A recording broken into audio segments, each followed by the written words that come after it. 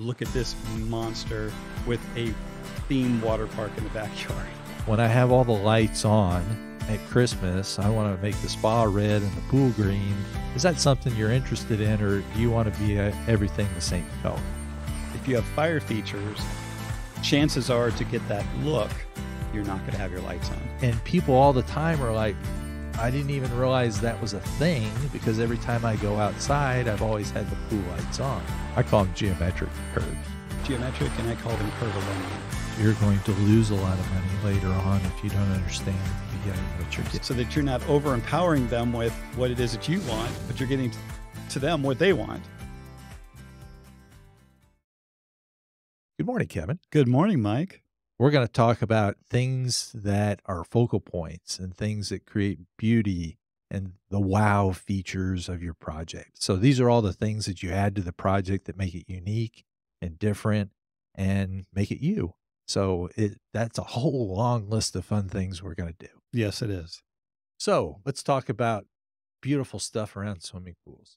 Yes, and there's just so many things. And, you know, as time has gone by, there's just more and more. And we're seeing so many projects with everything on them. They're water parks. I actually, this morning, scrolling on Facebook, saw a massive home in Dallas that actually has a real water park built into the backyard with the colored slides.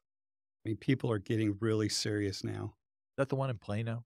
It didn't say where it was at. It just said, look at this monster with a theme water park in the backyard. There's one in Plano that has multiple slides. Yeah, it does. And it is like a water park. Lazy River, I mean, the whole night. So this is what we're talking about today, is we're talking about all the cool features that you can put on a pool. And there's a lot of them. Yeah. So what's your favorite feature to start with? You know, I have favorite features based on the style of the pool. I mean, to me, there's certain features that go with certain styles of pools. And so I don't know. My favorite pool right now, probably, I love the look of a perimeter overflow pool. I like simple, but I also like, you know, stuff that's got everything going on in it. Fire features are a big deal. Lighting. I mean, lighting is, and the stuff that's going on with lighting right now is going to change, I believe, design trends as we move forward, because now there's just so much more lighting available and we just get stimulated by lighting. Okay. So let's start with lighting. So with a typical swimming pool, what do you see versus what was done in the past? Well, in the past, there was, you know, typically a large incandescent light put in a pool, a single light. It was a white light. We transitioned there to colored lights, and they were LED lights. And then we went to the smaller lights, and now we've got the strip lighting. We've got colored lighting. We've got lighting. We can actually light a pool in such a way now that the lights will change with music. I mean, it just goes on and on. Right. So there was some lights that I used in the early 90s that had the perimeter lights on, the fiber optic lights. Yes, Is this fiber what you're optics. talking about? Fiber optic lights would be another one. I did a pool in Phoenix that had fiber optic perimeter lighting, and then there's 3,000 fiber stars in the floor for a starry night effect. Awesome. Yeah, that was all fiber optic, and that's 20 years ago. So I found that most fiber optic was oversold and underdelivered. And so a lot of people got a bad feeling about that. This was before the LED light. I just don't think that the reliability was there. Right. You know, granted, there's with any type of construction, you can certainly have miscues on installation, but I don't know that the fiber optic was really that great. But that's not really fair, because we're comparing it to what we have now, which is entirely different, which is heads and tails above that. And that's the beauty of any industry, is that as it transitions, as it gets better, as it morphs, as it, you know, technology changes, everything changes. So one of the things that I have people, and this is how I start my conversation with people on lighting. I'm like, there's some people that put Christmas lights on their house, and they have, you know, an outline of just the eaves of the house and maybe a few accent things. And then there's the neighbor down the street that has all kinds of lights, and there's stuff in the yard and there's stuff on the bushes. And yes, it goes to the music of the theme song that's going, the Christmas carol that's playing at the time. And I'm like, which camp are you in? Right. Because because people will say, I want cool lighting, but what does that mean? And some of them, it's just simply that I want to light up the pool with LED lights and versus the old Cyclops white light under the diving board Cyclops. type thing. Mhm. So, you know, The and one eye. this the one eye. You definitely didn't want it pointing back at the living room window because it Right. was a bunch of glare. So, Well, that's another thing, just the positioning of light. oh But yeah, anyway, sorry for interrupting you. no. So the coming in with LED lights and a swimming pool, even within this year, it used to be there was like you got 8 different lights to choose from. But I think almost every manufacturer has come out with their new lighting programs, and there's a lot more than 8 now. Yes, there So is. there's you can pick your hue of white that you want. You want a cool one, you want a warm one. You can pick those. So you can pick, you know, the, a lot more variety. The big thing that helps me to understand with a client is how do you want to control this light? So when I have all the lights on at Christmas, I want to make the spa red and the pool green. Is that something you're interested in, or do you want to be everything the same color? Great question. So, it, and both can be done very easily. It's just you have to set them up different. You have to have a transformer to control them independently. So, just understanding what you might want, and you may want to think about, do I want different options for the landscape lighting, for the pool lighting, for the spa lighting, or other features that you're considering that are separate, or are they all going to be, when you push a button, they're all the same color? So most of my clients say one color is great, but then other people are like, the other situation that you have to understand, which is different from your old pool lights. When I turned the pool light on, it came on, and then I had a different control for the spa light. So today, if I turn the lights on, all the lights are on. I can't separate the pool and the spa. That's if you don't have a separate transformer. Correct. If you don't have a separate transformer. Mm. And I do have clients that are like, I would like the pool lights on and the spa light off, or vice versa. I want Sure. the spa light on and the pool lights off. Now, one thing that's very spectacular that a lot of times people don't think about is if you turn the lights off on the pool at night and you have accent lighting on the house and the landscaping and all that, the pool water becomes a mirror. Yes, and it's pretty spectacular. One of It's my favorite things. it's stunning looking, Mhm. and people all the time are like, "I didn't even realize that was a thing," because every time I go outside, I've always had the pool lights on. Mhm. And so I tell clients, you may want the spa light on so you can get out there and see the spa and what's going on in that space. But then you may want to turn the rest of them off so you can enjoy everything else and the stars and things like that. And then I've got other clients that are like, well, actually, I want the pool all lit up, but I don't want my neighbors to see what I'm doing in the spa. Sure. And so I definitely want the spotlight off. Especially here in Texas when some of these places don't really have a whole lot of privacy. Right. For So sure. that's something also that you may want to consider. So, and it's what you said earlier. It just comes down to the transformer that you're controlling it by, whether you have a single transformer and they're all together, or there's multiple transformers and you control them independently. But it comes down to the dialogue, it comes down to the questioning, Right. and that's the difference. Right. So you just want to make sure that you understand what you want and the designer makes those questions relevant to you. So my question to them is a little bit different. Okay. I'm asking them, I love the analogy of the Christmas lights, especially since I drove by a Halloween, um, a house decorated with Halloween items this weekend. That was absolutely crazy. There must have been 40 blow ups in the yard. I mean, awesome. Great job, people. But these are the type of people that, hey, they want everybody to see everything. And my question is, do you like it subtle or do you want to track the aliens I like the understated feature versus the, gee, let's see it from the orbiting the Earth. or from another galaxy? Right. Oh, they got a pool. Lighting is cool though. I have just been fascinated this year, and I will tell you, and I'll plug Pal Lighting. simply because the stuff that they have and the stuff that they're doing is just really, really cool. And then, of course, everybody's, I think a lot of people are on social media, not everybody, but you're just seeing some of the designs and some of the projects that are being produced and pushed out by some of the great designers in the industry with this lighting. And it's just spectacular. Yeah, if you wanna follow somebody, if you follow Ryan Hughes, Oh yeah, in great. Florida, he's done some just amazing, amazing things with PAL lighting, but there's also several designers in California Hmm. that are really doing some amazing things as well.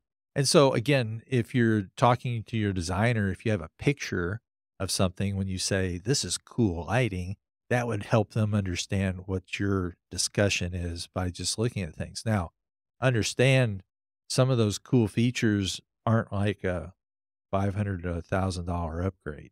They're sometimes tens of thousands of dollars to do that. But the one thing that lighting does that I don't think people think about that much in a project is most people are going to view your project at night.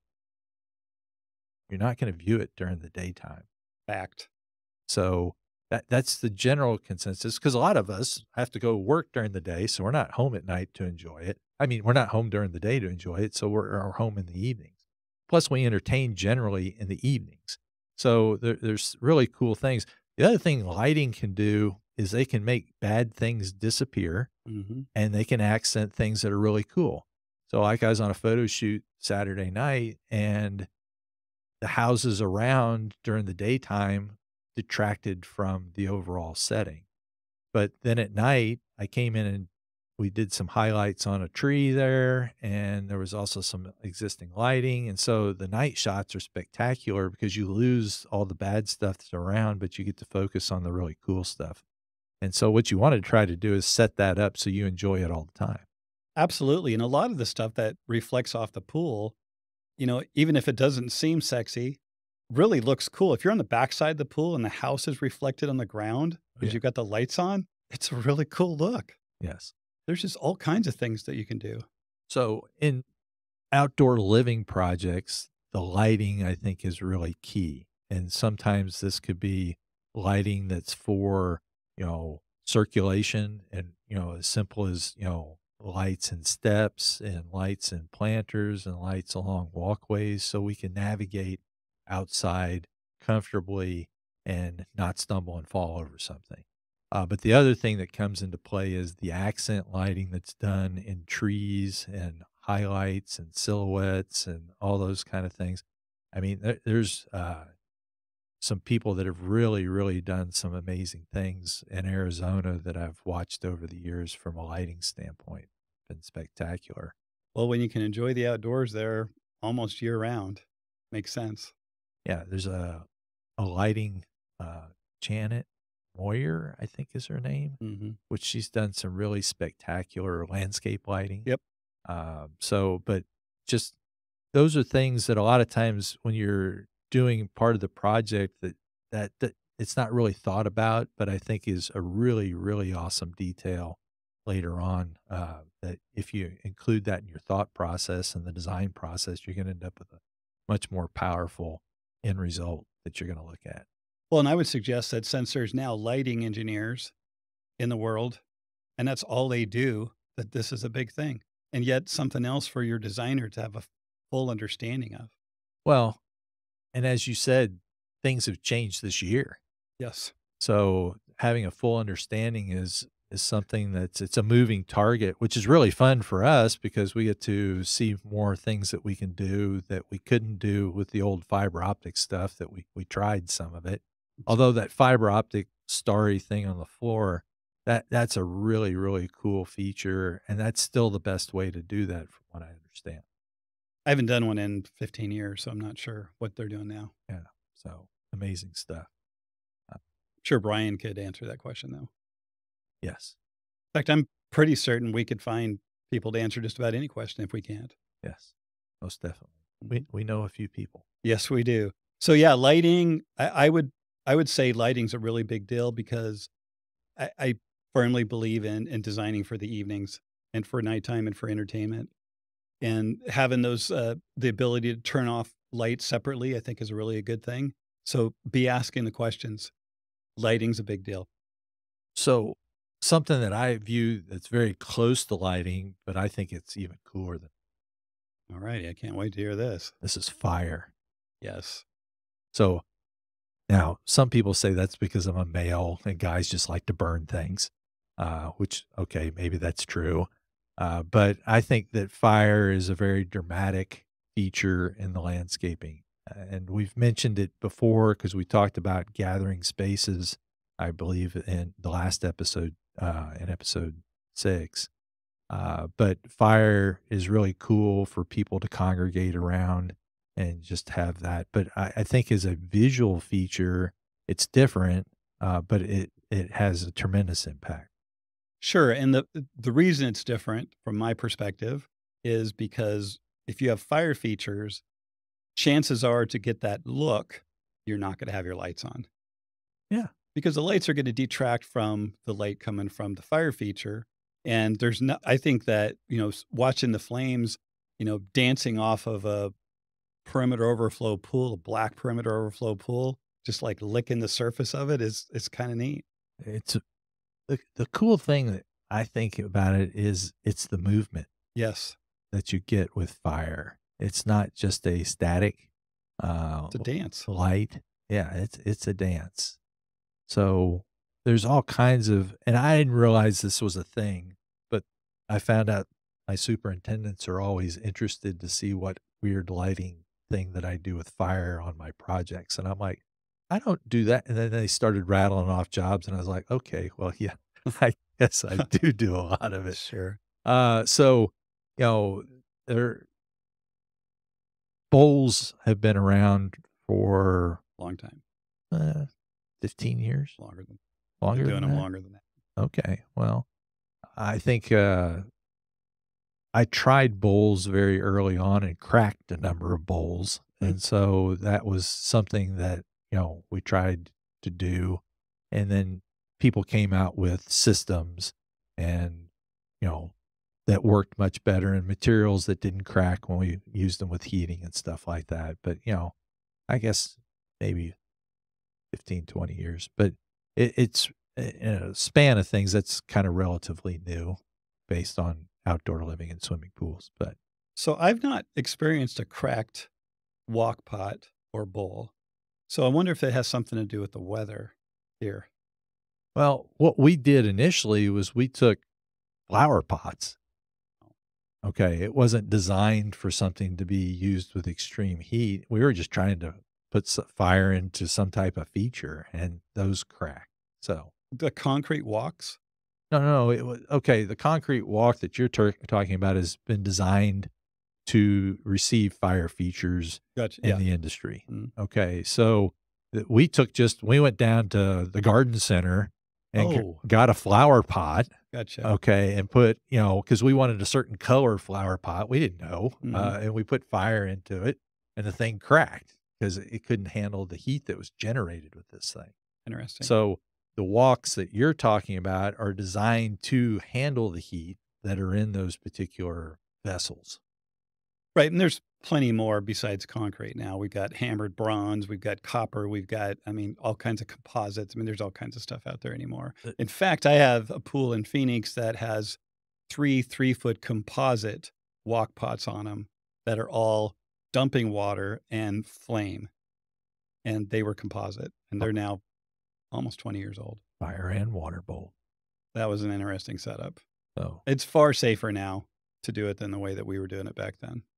so I had a client a couple of years ago that was like, I just don't like bowls. Mhm, So we're trying to do something rather clean and neat. And so usually I put a column and I put the bowl on top of it.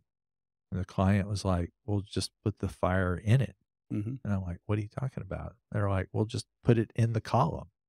And so we did fire columns on this one particular job, which were really cool. I bet you they were. And so, actually, it was less cost too, because we were going to have the columns there anyway. Mhm. And we just took the mechanisms and set them inside that. And then with fire, you're going to have some form of media inside of the vessel that can handle the heat. So, what's your favorite media? It depends on the pool. I mean, I like the glass. I definitely like the glass and the blue glass, but I also really like the round rock, the polished or, the round lava rock, the black stuff. I think it just looks cool, but it would depend on the pool. I don't know that I would have a favorite for a type of pool. And that's where I get a little, OCD on stuff is to me, there's certain things that go with certain things.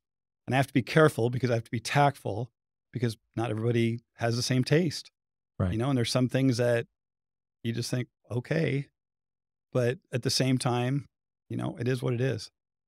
So we're gonna go backwards just a second because there's Uh-oh. one other thing too that I just want to make sure that we understand. So there's tumbled lava rock, which Mhm. is smooth, not the real jagged lava rock. Mhm. Okay. So, but then there's also round spheres, what I call cannonballs. Okay.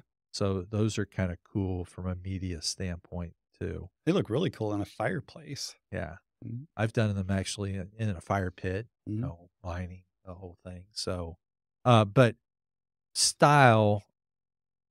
Okay. So I don't know if I want to. So, is there some other things in regards to fire? Here's what I think. I think we need there. Your comment is very, very valid about certain features go with certain styles, and we really haven't talked about styles of pools. But if you're talking about what's beautiful, then some people it comes down to the style of the vessel that they're putting their water in, and all the features that surround that accordingly. But before we jump to that, is there any other things in conjunction with fire that we should probably talk about? Well, I think when it comes down to fire, you want to. There's a couple different ways to get these things lit. One is the manual, one is the electronic, and we talked about this one other time before. But what type is it going to be? And this is where, again, you're getting these estimates. You called out 3, 4, 5, 10, 15 salespeople, companies to come out, and you're getting all these estimates. And what's included? How can you tell? I mean, this weekend I had somebody send me 2 estimates from 2 different companies, wanting to know what I thought of them. Each estimate, one's handwritten and has 10 or 12 items on it, over $100,000. The other one One is page, typed and it's 2 pages. It has a little two. more information, but I'm looking at this and fascinated that anyone can make a decision based off that information. So, how long is your typical typewritten specifications? Anywhere from 10 to 20 pages. Right. So, when someone has a proposal, oh boy, this is another rabbit hole to go down. Oh So, boy, here we go. if you have a proposal that's one page, there's no way in the world you can understand or they can you're going to understand what they're going to provide and they can understand what you're expecting to get from one page. That's a lawsuit waiting to happen. No way. There's no way you can. Yeah. So what if you sign that document, what you signed is please change order me to death as we go through this process because neither one of us understands what the other's going to do And or expect. right, and I think that's one of the differences that you will find in how you can potentially tell the difference, in my opinion, between a salesperson and a designer. The salesperson is gonna start closing you almost immediately. The designer is gonna work with you from start to finish to ensure that you're making an educated and informed decision, and that's going to take some time. So you're either going to choose to invest some time into this process, or you're gonna choose just to have somebody take an order from you. Oh, well, you're investing money too, Mhm. because you're going to lose a lot of money later on if you don't understand at the beginning what you're getting. Absolutely. So, anyway, sorry to jump down that rabbit hole, but anyway, again, I think this is we'll talk about this some more with the designer and how to hire someone on that aspect in episode 9 upcoming. But so I think where you were going is it a manual or is it automatic ignition? Well, And just what's the difference? Because what I've seen on these estimates is it'll say a fire feature's included, but what's included? well, Is if the media included? Is it electronic ignition? Is it manual ignition? I mean, there's just questions, and this is just one little thing on a pool that has thousands of moving parts to get the information on and to understand. what I've explained with customers, if this is not in writing, you're not getting it. That's a great one. Okay, so for your sake and their sake, you want things in writing so everybody understands of the thousands of choices that can be made, what was the choice that was made here? And that way everybody's on the same page because I can guarantee if it says there's a fire feature and it does not mention if it's manual or automatic, It's it's manual. manual without a doubt. And the cost difference is substantial between those two things. I had a client a couple of years ago was like, those features my neighbor has, I think they're really cool because all of a sudden they'll come on at night and he doesn't even have to go out there and do it. And I can see it for my house that he turns these features on and off. And so let's go ahead and switch mine to that. And I said, well, we talked about that initially and you chose not to do it. And we're at the point that we can't come because we have to run a gas line, okay, and an electric line to your flower pots that you now want to make fire features. Mhm. And we don't have the capability to do that at this point in time. So, I mean, there's a lot that has to be done to make this happen. It's not just all about a switch or something like that. Sure. And so the types of fire features around the pool, obviously the fire pit. And Yes. then you've got, I think we're seeing more and more fire features putting close to the pool so you can get that reflective feature from it. And then like the walk pots, there's quite a sunken fire pit inside the pool. I mean, there's lots of ways now that we're introducing fire in and around these projects. That's pretty awesome. Yeah. So the line burner, which is where you have a line of fire, Mhm. uh, is being used more and more to get that reflection effect done. I've had requests on fire going up and down walls and how do you do that? So, and there are some different ways to do that, which can be really cool. But these are all things that you have to think about.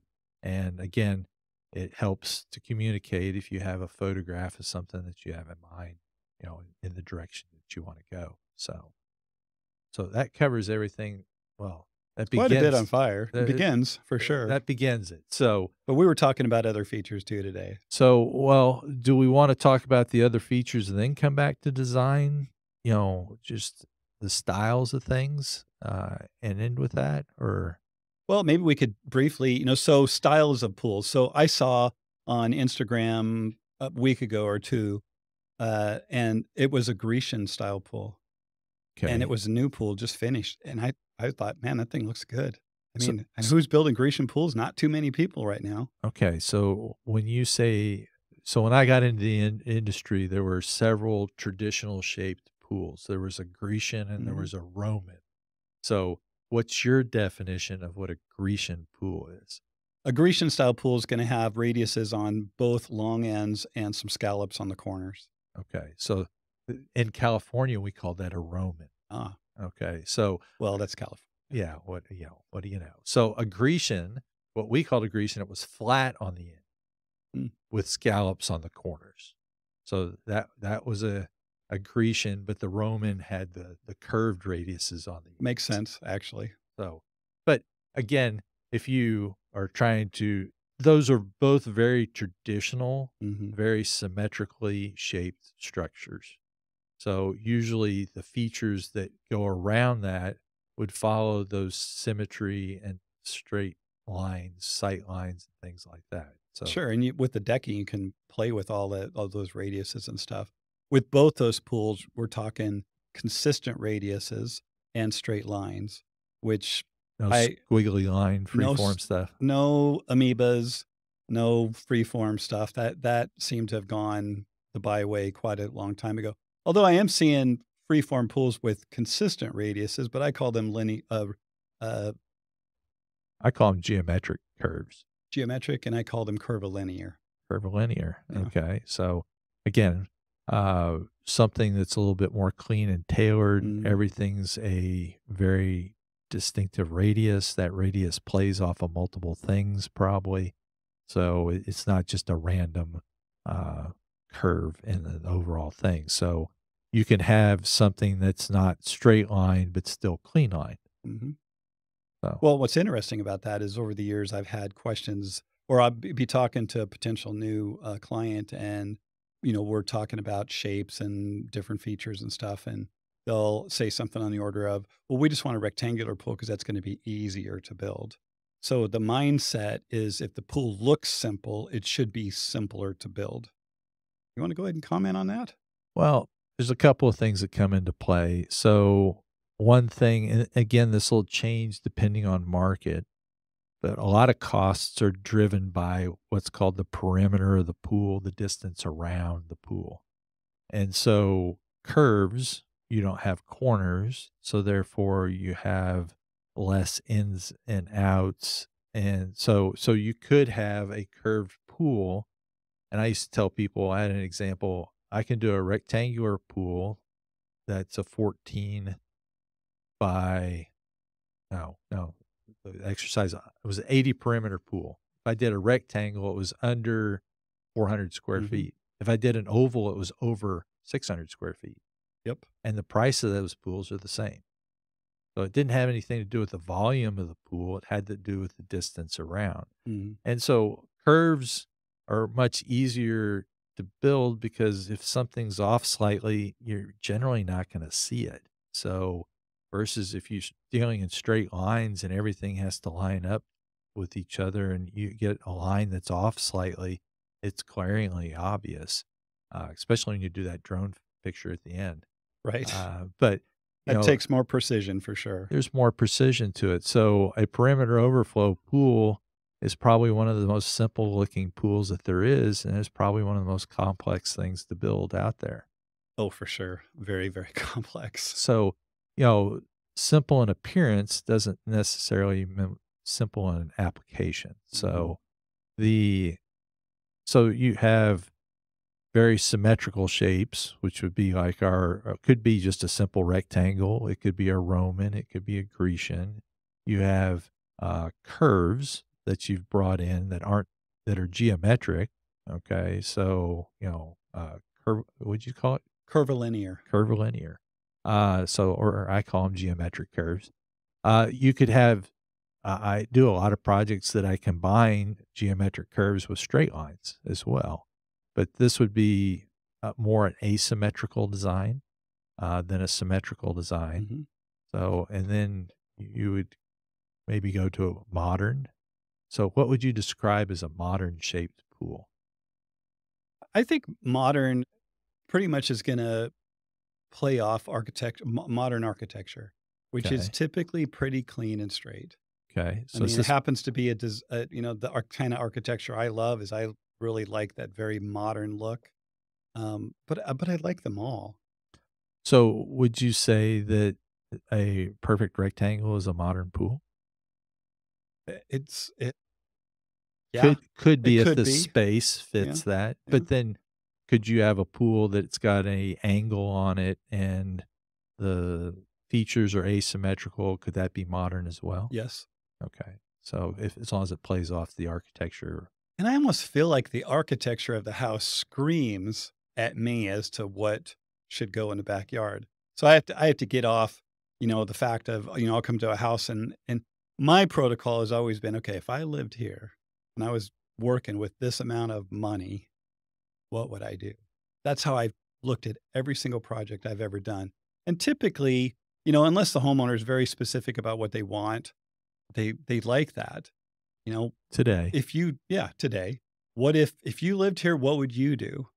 Of course, now I'm having to come up with all the ideas and stuff, so you've gotta, kind of, take a balanced approach to that, process of discovery so that you're not over empowering them with what it is that you want, but you're getting t to them what they want, or somewhere in between. I mean, if you've never bought a pool before, then you kinda probably don't have a clue what you want. You might have an idea, I want water in the backyard type thing, but you need somebody to guide you through this.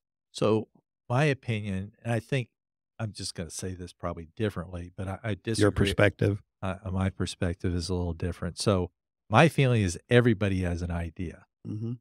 but nobody knows how to express that That's idea. fair. That's Okay. that's So totally right.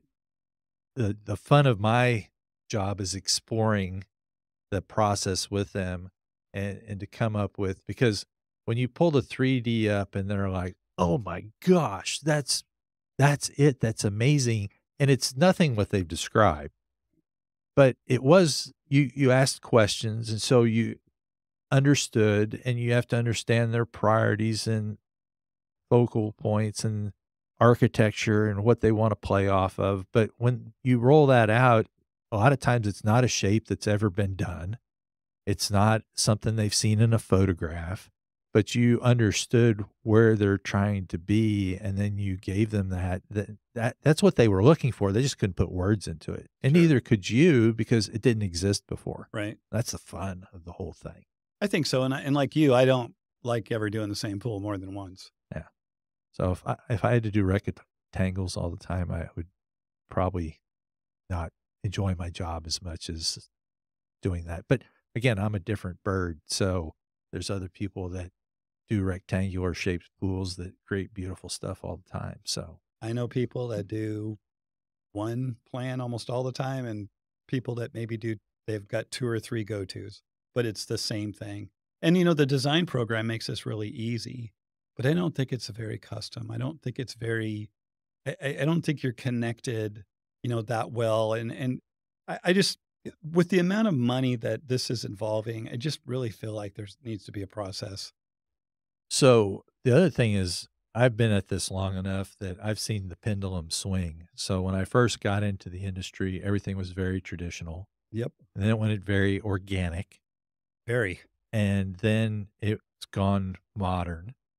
And I'm seeing the extreme modern camp swinging again, and it's going in different directions. And so there was a point that I didn't do any freeform pools at all one year, which Mhm. I was very surprised that I didn't realize until I went back and looked at the end of the year. But I'm doing a lot of freeform, not a lot. I'm doing more freeform and more organic again. But when you're talking about modern or traditional or clean lines, there's no, like, boulders on the edge of those pools. Right. Yeah, so when I say organic is when the boulders come back, and, some people I find aren't looking for something that matches their home. True. They wanna escape and go somewhere else, and that's what they wanna think of when they're in their backyard, Oh, for sure. It's definitely different and requires a lot of questioning and communication. I think your explanation's really good. so but the fun of it is pools hold water in whatever shape you make. That is a fact, And so hopefully. the fun of it is, hopefully it holds the water. So there's endless things that could be done. And I'm sure in 20 years, we're going to be sitting there and be like, wow, never thought of anything like that. Sure. So No, you just said there's something new that somebody saw that they wanted to incorporate into their next project. I mean, yeah, this is what's exciting to me right now in our industry is this precipice that we are on, which in my opinion is we've got this whole new group of young guys that a lot of them are more skilled than what you and I were skilled at. Well, I wasn't skilled at all in computer aided drafting or any of that stuff. oh, I'm not skilled yet. Okay, but now I'm fairly proficient with our, industry design software, but these new people have skills that we don't have. I mean, they're just able to just come up with crazy stuff, and I love it. Love seeing all the young guys out there doing this stuff. Don't forget the girls. Yes, I apologize for that. For the well, I remember I'm not saying pool guys and pool girls anymore. So I'm excited about all the new pool professionals that are in the industry that are looking to get educated, that are participating and, getting it done. Great job out there. Well, and sometimes we've done things we talk about, oh, we're custom. And I had somebody the other day that said, "Well, what about this?" And I was like, "I've never thought about that." It's like, "How come?" And I'm like, "I don't know. It just hadn't come up." And it was one of those things which I'll probably bring to the table later on and give them credit for. But it was just like, wow, how come we haven't done that? That's pretty cool. Well, and I think it brings up the point of just because it can be designed and you see it doesn't necessarily mean that it can be built. And that's kind of the rub is it's great seeing all these ideas. Some of them are executable and some just aren't. But that's part of of, I think, stimulating the creative process is we need new ideas. We need, other people out there coming up with new things and just keep the trajectory going forward. So that is one thing to understand as a consumer as you look at photographs and say, "Oh, that's really cool. I want this type of feature." There are pieces of presentation that are out there today. The cover of Luxury Pools, not this episode that just came out, or but the previous one, people were saying, "Well, that's a really cool slide." Well, the whole cover was done uh, through graphics. It was not a photograph at all. And so there may be things that you think that you want on a swimming pool that are like, "Hey, I want something like this." As Kevin said, it's not possible to build it yet. It may be something that's possible in the future, and it may be something that requires work, but there are people that do graphic presentations that it's like, well, we're gonna have to modify this, and so understand that that modification is not gonna look exactly like this, but maybe I can get you close to it. Well, and to your point, the graphics and the artwork that are now available, sometimes it is hard to tell whether or not is that real. All right, Mike. So here's a question for you, Mike. I think it's important for people to understand, different levels of plans.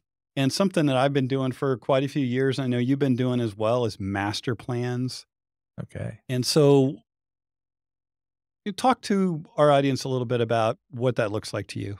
My background, and it doesn't require my background, but my background is do have a degree in landscape architecture. So when I look at the project, I look at the project as a whole, not just a portion. Mhm. So what I want to understand is everything that you're going to do in the backyard. I want to understand if there's going to be a sports court or pickleball court or basketball court. I want to understand if we're going to be storing a boat in the backyard, if we're going to have racks of firewood that we have to deal with. We've got a generator that may be being added. We got to look at, a garden space that's going to occur. I need to understand all the components of your backyard so I can plug all those things into the whole project. The other thing that comes into play is once we develop everything, we have all the puzzle pieces in the right place. You can take different pieces and add them at different times.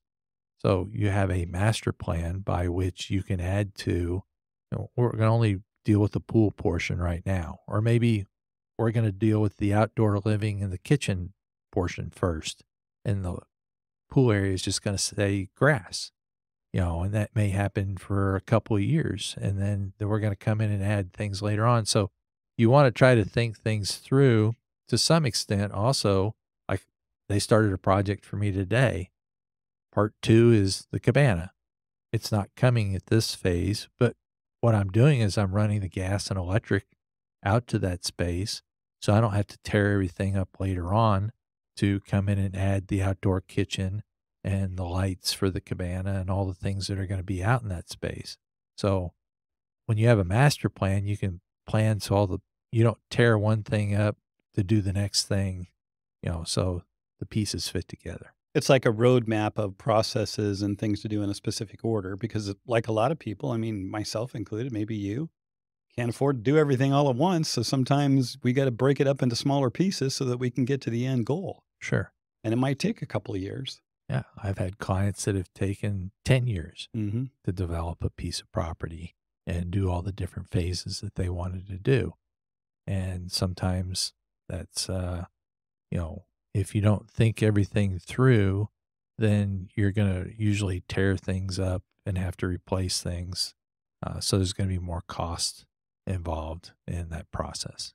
So a master plan helps you think about all the pieces that go together. Right. So if you're going to develop an entire property, master plan probably makes some sort of sense. But at the end of the day, if somebody's just looking for a basic pool, I mean, you're not doing a master plan. So, we're kind of talking a little bit about, hiring a designer. So I'm assuming that a designer just doing a basic pool versus a designer that's doing a master plan, you're going to have different levels of plans and designs and costs associated with developing this stuff. Well, sure. So you might have an initial pool plan, And then there might be a hardscape plan, which is all the patios and retaining walls and everything that's needed. You might have a cabana plan. Then on top of all that, you might have an outdoor lighting plan. There might be a landscape plan. There could be several different layers of expertise that you may be providing, or you may be collaborating with different people to provide all those different Right, because levels. you're sourcing maybe some of that out as well Correct. because we know everybody. Right. So, well, it's just, it could even be, another layer that's important real today is audio. Oh, for sure, yeah. So I want to set it up so I've got speakers all around the yard and, that type of situation. So, there's lots of layers to this situation, and it depends on, sometimes your person that you're working for or with doesn't have all those levels of experience. And so they may have someone that they can refer you to, or somebody that's been doing it for a long time may have experience in all those things. And so it's a more seamless situation. I mean, what you're hiring a lot of time is experience. And so the people that have the experience are going to make the process easier. Right, so I think some people might get hung up on the fact that, well, I can have 6 other people come out here and they'll do plans for me, and now you're charging for plans. So like the lighting and all those different things. No, what I'm saying is that, I've talked to people and they don't see any value in hiring anybody to do a set of plans for them because they think that, well, I'll just have 6 or 7 different companies come out and they'll all do a plan for me, and they're all gonna do it for free. And I think part of the message we're trying to get across to people is there's a massive difference between getting a free pool design and getting a master plan and somebody that's working with you from start to finish. Right. The other thing is there's no way that anybody's going to come out and do all those layers for free. So you might be able to bring somebody out from every different trade and give you something for free, but then not necessarily all the pieces go together either. And then you get to figure out what those pieces are. Right. And versus just hiring somebody. I mean, you would hire an architect, you might hire an interior designer, you might hire, any number of different trades to perform a specific function for you. In this case, we're talking about a master plan, or we're talking about, a set of plans, for a pool. Um, does it make sense to pay somebody? And I'm saying it does. I believe you're saying the same thing. Sure. So I have a question that comes up a lot of times is, well, can a landscape architect do all this for me? Great question. Or an architect. Or the house architect? Sometimes now the interior designer wants to It's true. develop the space. The interior designers are getting more and more involved because now, as we've talked about on a previous episode, the indoor space is being brought into the outdoors brought into the indoors, and so now the interior designers have got involved, which is great. I enjoy working with them. I don't have a problem with working with them, but they're not pool designers. Right. So, as they all have expertise, I don't claim to understand a lot of things that they're doing in the home.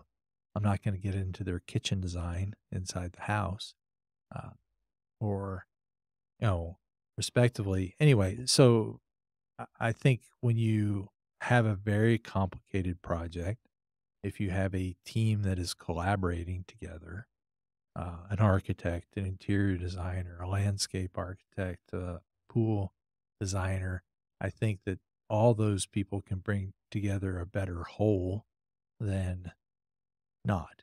Well, and I think another reason why that's important is the timing.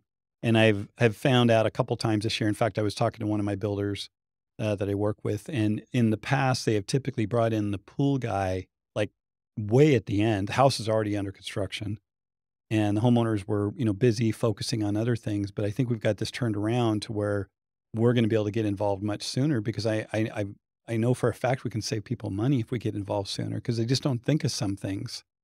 And that's what we do. Right.